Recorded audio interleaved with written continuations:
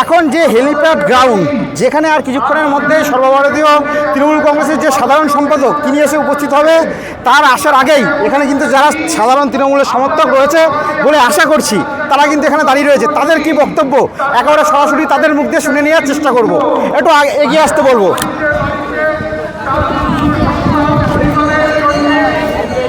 কি কাকাবাবু, কেন এসছেন? এসি আমাদের অভিষেককে দেখার জন্য। কি আশা করছেন, কি বক্তব্য আশা করছেন? বক্তব্য আর কি, এই আসলাম দেখতে, আসার কথা ছিল একটার সময়, এখন 2টো বেজে গেল, 2:30 বেজে গেল। আসার কথা ছিল একটার সময়, তা এখন তো 2:30 বাজে। তা অসুবিধা হচ্ছে এরকম রোদের মধ্যে? কিছু করার নেই, অপেক্ষা করতেই হবে, তাই তো। এটা কি মানে আপনি কি নিজের থেকে এসেছেন না হচ্ছে আপনি দলের সাথে এসেছেন? আমি নিজের থেকে এসেছেন। আপনার বাড়ি কোথায়? না, আমার বাড়ি বাতকুল্লা, আর আমরা বাসে করে এসেছি, বাসে করে। আচ্ছা, আপনার বাড়িতে কি সব রকম রাজ্য সরকারের যে প্রকল্পগুলো যেগুলো রয়েছে সবগুলো কি পাচ্ছে? না, কিছু পাইনি। কি কি প্রকল্প পাচ্ছে না? পাবো যে শুধু আমার বউটা পাচ্ছে, লোকের ভান্ডার পাচ্ছে, আর কিছু না। লক্ষ্মী ভান্ডার ছাড়া আর কিছু পাচ্ছে না? আমার ঘর এসেছিল, ঘরটার নাম কাটা গিয়েছে। ঘর এসেছিল, তাহলে নাম কেন কাটা গেল? সেটা আমি বলতাম না, আমাদের নেতারা জানে, সেটা আমি তো বলতে পারবো না সেটা। আচ্ছা, আপনার ঘর এসেছিল কিন্তু নাম কাটা গেছে? হ্যাঁ, কাটা গিয়েছে। তো আমাদের যে সভাপতি, যে আমাদের এখনো পঞ্চায়েতের যে উপপ্রধান যে কানাই দেবনাথ, উনি জানে, ওনাকে দুবার দেওয়া হয়েছিল। আমাকে নিজে বলেছিল যে কানাই দেবনাথ বলেছিল যে তোমার নাম কাটা গেছে, তুমি ছোটো একটা টিনের টং করো, আমি ব্যবস্থা করছি। তাতে পঞ্চায়েতের যে উনি যে সদস্য আর কি, মানে উপপ্রধান। আচ্ছা, তাহলে এই যে এই মুহূর্তে আপনি যেখানে এসছেন রানাঘাট উত্তর পশ্চিমে, এটা তো বিগত কয়েক বছর ধরে বিজেপির ক্ষমতায় রয়েছে এই কেন্দ্রটাই। তো এইবারে কি মনে করছেন, পরিবর্তন কি হবে? অবশ্যই পরিবর্তন হবে, অবশ্যই হবে।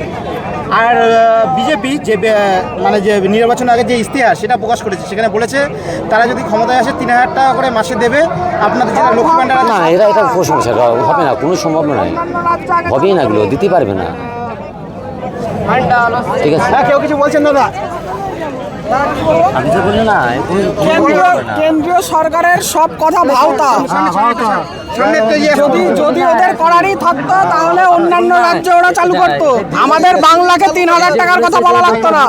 আমরা 1500 পাচ্ছি, কিন্তু পাচ্ছি। ওরা 3000 বলছে, 0 টাকায় যে বিহারে 10,000 টাকা ফেরত নিয়ে নেবে। চোর জোচ্চোর, ছোট লোক, বজ্জাত, সেই তার সরকার। মিথ্যা কথা, খালি ক্যামেরাম্যান দিয়ে ছবি তুলতে পারে ও। আচ্ছা, আপনি এখন যেখানে দাঁড়িয়ে রয়েছেন তার সামনে রয়েছে একটা স্কুল, ন্যাশনাল হাই স্কুল রয়েছেন। তো সেখানে লাস্ট 15 বছর ধরে সেইভাবে কিন্তু আমি এখানের বাসিন্দা না, আমি এটা জিজ্ঞেস করছি, এখানে পার্টিকুলার আমি কোশ্চেন, লাস্ট 15 বছর ধরে কিন্তু সেইভাবে রাজ্যে শিক্ষক কিন্তু নিয়োগ হয়নি। ইভেন রিসেন্টলি 26,000 মানুষের চাকরিও চলে গেছে। এর পেছনে কি কারণ থাকতে পারে? কেন্দ্রেরও তো কোনো হচ্ছে না, বিজ্ঞপ্তি ছাড়ছে না। 28,000 মাত্র রেলের ছেড়েছে। আপনি সারা ভারতবর্ষে ভাগ করেন তো, এক একটা গ্রামে কটা করে পড়ে, এক একটা অঞ্চলে কটা করে ক্যান্ডিডেট পড়ে। বছরে 2 কোটি দেওয়ার কথা ছিল, কোথায় গেল সেসব? 15 লাখ টাকা পেলাম না। মমতা ব্যানার্জি যেটা বলছে সেটা তো করে দেখাচ্ছে, আমরা তো দেখছি চোখের সামনে। যেটা বলছে দিদি সেটা করে দিচ্ছে, আমরা পাচ্ছি। আমি যদি এখনো যুবসাথী পাইনি, কিন্তু আমার মা পাচ্ছে লক্ষ্মীর ভান্ডার, আমার ঠাকুমা বয়স্ক ভাতা পাচ্ছে, অবশ্যই আমরা পাচ্ছি। একটা বাড়িতে যদি 3 জনে একটা কিছু পায়, তাতে কিন্তু 1500 করে হলে 4,500 টাকায় কিন্তু একটা মানুষের, একটা পরিবারের যথেষ্ট হেল্প হয়। এটা সাধারণ, আপনারা হয়তো বড়লোক যারা, তারা ভাববেন যে এটা না দেওয়ার দরকার ছিল। আমাদের গ্রামে এমন একটা বাড়ি আছে যে বাড়িতে মহিলাটার স্বামী নেই। আমাদের গ্রামেরই মেয়ে, মহিলাটার স্বামী নেই, মহিলাটার মা আছে, বাবা নেই, কোনো ছেলে মেয়ে সন্তান নেই। সে তার মা কিভাবে খাবে? দুজনা 1,500-3,000 টাকা পেলে তাদের কিন্তু সংসারটা অনেকটা এগিয়ে যায়। আপনারা অনেকেই বুঝবে না এটা, ঠিক আছে, বলবে ভাতার রাজ্য। বাস্তবতাটা বুঝতে হবে। যেটা বললেন, অবশ্যই ইভেন আমাদের রাজ্যে যেই প্রকল্পগুলো আছে তার কোনো বিকল্প নেই, প্রত্যেকটা প্রকল্পই হচ্ছে প্রশংসনীয়। কিন্তু তার সাথে মনে হয় না এই যে শিক্ষক নিয়োগ, যে কর্মসংস্থান, সেটাও খুবই জরুরি। অবশ্যই হবে, এইবার জিতুক, অবশ্যই হবে, এবার হবে। মানুষের গরিবদের দিকে দেখলো, এবার এর পরের বার আমাদের দিকেও দেখবে, বেকারদের দিকেও দেখবে। তার মানে এই জায়গাটা এখনো খামতি আছে, কর্মসংস্থানের দিকটা। বাদবাকি দিক ঠিক থাকলে এই জায়গাটা খামতি আছে। কিছুটা খামতি থাকলে সেটা অবশ্যই পূরণ হয়ে যাবে, এইটুকু আমাদের বিশ্বাস আছে। কি আশা করছেন নেতার কাছ দিয়ে? কি বক্তব্য রাখবে, কি আশা করছেন, কি বার্তা? চৌঠামে আমরা 230টার থেকে আর কটা বেশি পাবো সেইটাই খালি শুনতে এসেছি, আর দ্বিতীয় কোনো কথা নেই। 230টা তো কনফার্ম, এর থেকে আর কটা বেশি পাবো খালি সেই আশাটা রাখছি, সেটাই শুনবো।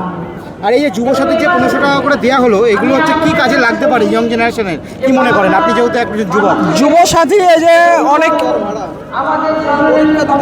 পরীক্ষা না, যুবসাথী যখন চালু করা হয়েছিল তখন বলাই হয়েছিল অনেক বেকাররাই যখন ফর্ম ফিল আপ করে তাদের অনেকটা খরচ হয়, কিন্তু যারা ফর্ম ফিল আপ করে তারাই সেইটা বোঝে।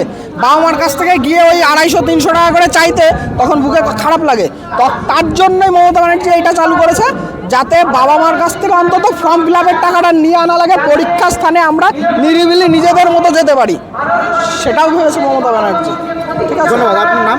অরিন্দম বৈরাগী। এক হচ্ছে যুবক, যিনি কিন্তু এসছে একেবারে অভিষেক ব্যানার্জি কিছুক্ষণের মধ্যে আসবে তার কথা শোনার জন্য, তার কথা কিন্তু আমরা শুনে নিলাম। এরকম কিন্তু একের পরে এক যারা তৃণমূল সমর্থক তারা কিন্তু পরপর কিন্তু এখানে দাঁড়িয়ে রয়েছে, বাদবাকি সবার সাথেও কথা বলে নেবো। আমি রানাঘাট থেকে এসেছি। আমাদের লক্ষ্মী ভান্ডার পেয়ে আমরা অনেক মা বোনেরা অনেক উপকৃত হচ্ছে। শুধু লক্ষ্মী ভান্ডার নয়, ভাতা, বৃদ্ধ ভাতা, হ্যান্ডিক্যাপ ভাতা, অনেক কিছুতেই উপকার হচ্ছে। হ্যাঁ, কন্যাশ্রী, সবুজ সাথী সব কিছুতেই উপকৃত হচ্ছে। আগে 1000 দিত, এখন 1500 করে পাই। বিজেপিতেও যে নতুন ইশতেহার জারি করেছে ভোটে, সেখানে বলেছে হচ্ছে 3000 টাকা করে দেবে। হ্যাঁ, তাহলে তখন কি করবে? ওটা লোক দেখানো, আগে দিয়ে নিক তারপর। হ্যাঁ, ক্ষমতায় আসলে পরে 3000 দেবে।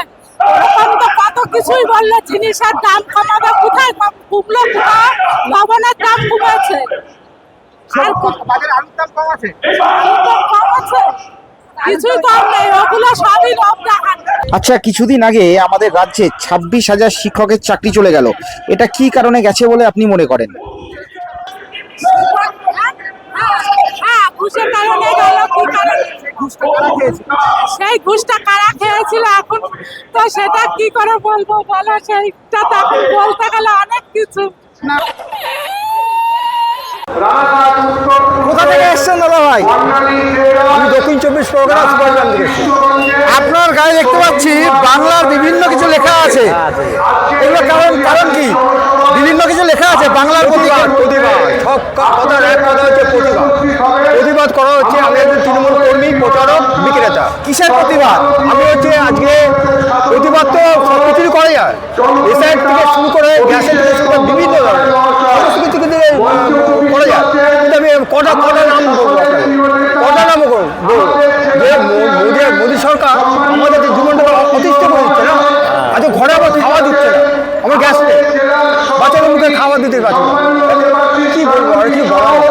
বলছে এই যে 2011 থেকে 2026 এই 15 বছরে আপনি নিশ্চয়ই জানেন এসএসসি মানে যে টিচার রিক্রুটমেন্ট, শিক্ষকদের নিয়োগ হয়, কতবার শিক্ষক নিয়োগ হয়েছে বলতে পারবেন? না, এটা আমি এখন ওইদিকে যাচ্ছি না দাদা, এখন আমার লেট হয়ে গেছে। হ্যাঁ, রোদ দূর, আমি এখন একটু ছেড়ে দিলে ভালো হয়। ছেড়ে দেবো। তাহলে কি বলবেন এই যে অভিষেক ব্যানার্জি আসছে, কি বলবেন? দেখো, আজকে আমাদের সরকার যেটুকু উন্নয়ন দিচ্ছে, হ্যাঁ, এইটুকু উন্নয়ন দেখে আমাদের ভোটের বাক্সে ভোট করবে। ঠিক আছে, ভোটের বাক্সা থেকে শুধু উন্নয়ন উন্নয়ন উন্নয়ন উন্নয়ন আর জোড়া ফুটবে। এটুকু বলতে যাচ্ছি যে দিদি আছে, দিদি থাকবে, দিদি আছে, দিদি থাকবে। ঠিক আছে, ভয় পর দিদি কি বলছে? দিদি বলছে ভয় পয় না রাজ্যবাসী, আমি আমাদের সঙ্গে আছি, রক্ষা করবো বিপদ থেকে, যতই আসুক বাধা উপর থেকে, আগলে রাখবো, সামনে রাখবো, ছত্র ছায় তলে। জয় বাংলা, জয় হিন্দ, মমতা ব্যানার্জি চিরদিন। মাইক আজকে কেন এসছেন এখানে আর আপনার পরিচয়টা? আমার পরিচয় খিসমা গ্রাম পঞ্চায়েতের প্রধান, রানাঘাট 1 ব্লক। আচ্ছা, এখানে আসার কারণটা কি? আমাদের নেতা অভিষেক বন্দ্যোপাধ্যায় এখানে এসেছে। আমাদের যে 29শে এপ্রিল আমাদের যে বিধানসভা আছে উত্তর পশ্চিমে, যে বিধায়ক বা প্রার্থী দাঁড় করিয়েছে মমতা ব্যানার্জির আশীর্বাদ ধন্য প্রার্থী তাপস কুমার ঘোষ, তার সমর্থনে আজকে আমরা এখানে উপস্থিত হয়েছি।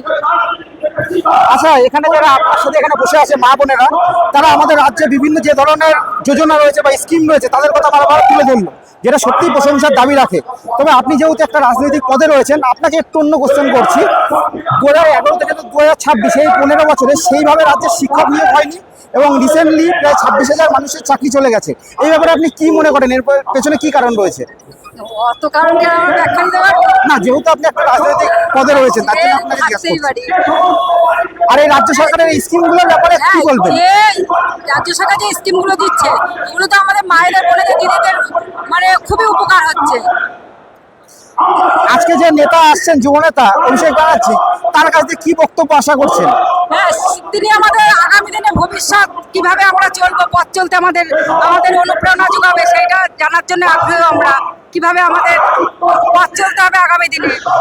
আর এই তাপস ঘোষের সাথে যে পার্থ সারথী চ্যাটার্জি যিনি রয়েছেন, কেমন রাজনৈতিক লড়াই হবে বলে মনে করছেন? খুব হাড্ডাহাড্ডি লড়াই হবে। জিতবে, আপনাদের প্রার্থী জিতবে বলে আশা করছেন? এটা তো আমরা আশাবাদী আমাদের প্রার্থী জিতবে। ঠিক আছে, ধন্যবাদ। জয় বাংলা, জয় বাংলা, জয় বাংলা।